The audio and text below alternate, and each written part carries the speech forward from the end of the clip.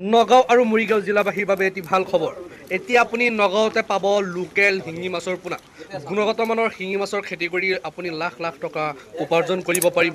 স্বাদ পৰিপুষ্টি বজাৰ দৰ চাহিদা আৰু গ্ৰহণযোগ্যতাৰ দিশৰ পৰা মাগুৰ আৰু শিঙি মাছ তুলনাবিহীন।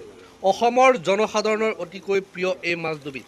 শিঙি মাছ পালনৰ কোনো ছিজন নাই, যিকোনো সময়ত পালন কৰিব পাৰিব আপুনি। শিঙি মাছ পুহিলে মৰ্টেলিটিও কম হয়। অসমৰ যিকোনো জিলাৰ পৰা মাছৰ কাৰণে অৰ্ডাৰ কৰিব পাৰে। ইয়া চাওক শিঙি মাছৰ পোনা। আপোনাৰ যদি 1 বিঘা মাটিৰ পুখুৰী আছে, 1 বিঘা পুখুৰীত আপুনি 10 কুইণ্টেলৰ ওপৰত শিঙি মাছ উৎপাদন কৰিব পাৰিব। 10 কুইণ্টেল শিঙি মাছৰ দাম প্ৰায় 5 লক্ষাধিক টকা। অনুগ্ৰহ কৰি ভিডিঅ'টো শ্বেয়াৰ কৰি ৰাখিব।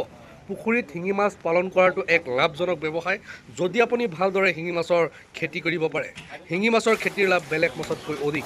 ইংৰাজীত ইয়াক ষ্টিংগিং কেটফিছ নামেৰে জনা যায়। শৰীৰত বাকলি নাই যদিও মুখত গোফ আছে, খাবলৈ সুস্বাদু। বজাৰত যথেষ্ট চাহিদা আছে, সেয়েহে এই মাছ পালন কৰি অধিক লাভ অৰ্জন কৰিব পাৰিব আপুনি। কৃষি পদ্ধতি সহজ, ইয়াক যিকোনো ধৰণৰ জলাশয়ত পালন কৰিব পাৰিব। অক্সিজেনৰ অভাৱ, অত্যাধিক পানীৰ উষ্ণতা আৰু আনকি পচা পানীৰ দৰে প্ৰতিকূল পৰিৱেশত জীয়াই থাকে শিঙি মাছ। ইয়াক কম পানীত আৰু উচ্চ ঘনত্বত পালন কৰিব পাৰিব আপুনি। ৰোগ যথেষ্ট কম আৰু অধিক সহনশীল। শিঙি মাছ জীৱিতভাৱে বিক্ৰী কৰিব পাৰি, কিয়নো ইহঁত পানী নোহোৱাকৈও অলপ পানীত দীৰ্ঘদিন জীয়াই থাকে। যদি সঠিকভাৱে যত্ন কৰা হয়, ই কম সময়ৰ ভিতৰত 5-6 মাহত বিক্ৰীৰ বাবে উপযুক্ত হৈ যায়। আপোনাৰ যদি শিঙি মাছৰ পোনা লাগে, এতিয়াই যোগাযোগ কৰক। স্ক্ৰীনত কণ্টেক্ট নম্বৰ দিয়া আছে। অনুগ্ৰহ কৰি ভিডিঅ'টো শ্বেয়াৰ কৰি দিব। ধন্যবাদ।